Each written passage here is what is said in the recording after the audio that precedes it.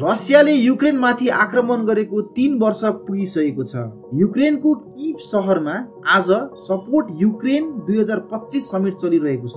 यो समिटमा European सम्पूर्ण देशहरूका लिडरहरू उपस्थित छन् र सम्पूर्ण लिडरहरूले युक्रेनलाई आगामी दिनमा पनि रसिया विरुद्ध लड्नको लागि र आफ्नो स्वतन्त्रता, आफ्नो फ्रिडमको लागि लड्नको लागि सहयोग गरिरहने प्रतिबद्धता व्यक्त गरेका छन्। र यसरी हेर्दा आगामी दिनमा पनि युक्रेनलाई युरोपियन कन्ट्रीहरूले सहयोग गरिरहनेछन् र युक्रेनले आफ्नो स्वतन्त्रता र आफ्नो फ्रिडमको लागि लडिरहने देखिन्छ। Very much, dear Volodymyr, fellow leaders, people of Ukraine. The 24th of February 2022 is a day that will live forever in infamy. And today we join you in commemoration of the fallen hero of Ukraine and those who are still fighting at the front line, as we have just heard.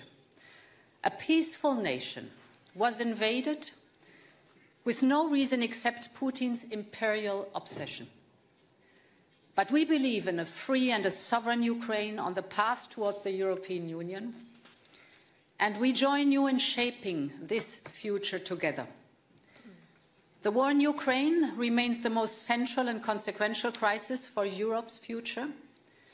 Putin is trying harder than ever to win the war on the ground. His goal remains Ukraine's capitulation, and we know what could happen next, because it has already happened before.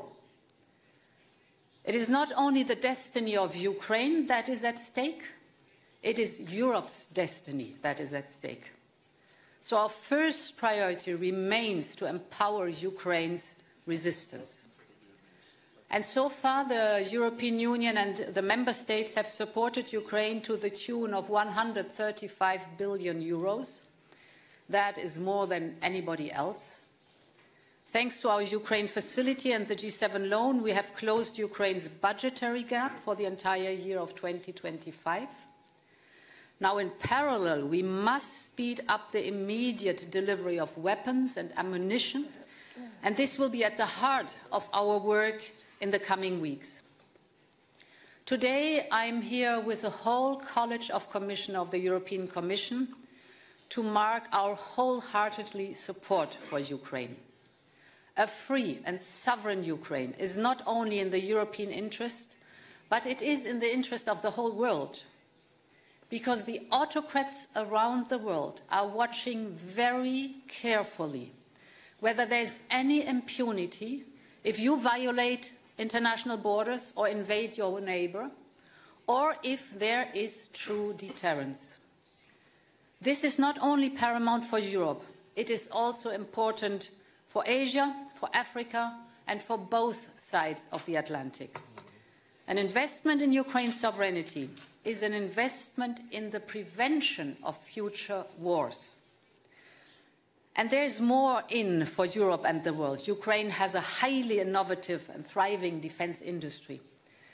This should never fuel the arsenals of an aggressive power, but it should strengthen the resilience of a European Union with Ukraine as its member that is taking on more responsibility for its own security.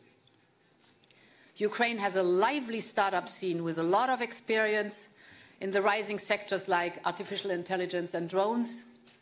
The can-do attitude and the entrepreneurial spirit of young and dynamic Ukrainian companies can provide important impulses to Europe's competitiveness. Dear Volodymyr, Europe is here to strengthen Ukraine in this critical moment. I can announce that a new 3.5 billion euro payment for Ukraine will arrive already in March. Second, as President Costa just has announced, there will be a special European Council, and I will present at this special European Council a comprehensive plan for defense investment, for scaling up our European arms production and defense capabilities, but also for investment in Ukraine's defense industry, scaling up your arms production, your defense capabilities, So this will be a plan for the European Union and for Ukraine.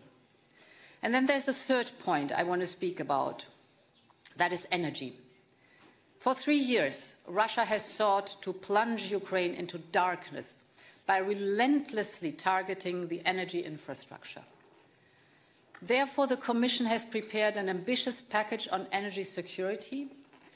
The aim is to ensure a resilient, a secure, competitive energy system for Ukraine. Together, we have managed during this winter already to provide 1.8 gigawatt. But now we will fully integrate Ukraine's and Moldova's electricity market in our own electricity market by the end of next year. And we will seize the full potential of Ukraine's vast gas storages, of which 80% are located closer to the EU member states.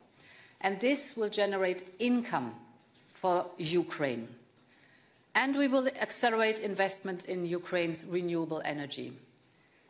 All these efforts will result in greater energy security for both the European Union and Ukraine. Finally, no one wants more peace than the Ukrainian people. But they want a just and a lasting peace. And this only comes through strength. And this is why we strengthen your economy. This is why we increase the resilience of your energy sector. This is why we will continue training and equipping your troops. Think of the importance of artillery ammunition, for example. This is why we have to provide security guarantees backed by the United States. This is why today we are adopting the 16th package of sanctions. We will increase punitive sanctions against Russia until they demonstrate true willingness to achieve a lasting peace agreement. We stand by Ukraine for as long as it takes. I cannot wait for the moment, after having listened also to your soldier at the front line, till we start to reconstruct Ukraine again, Ukraine as a member of the European Union. Slava Ukraini. Thank you so much.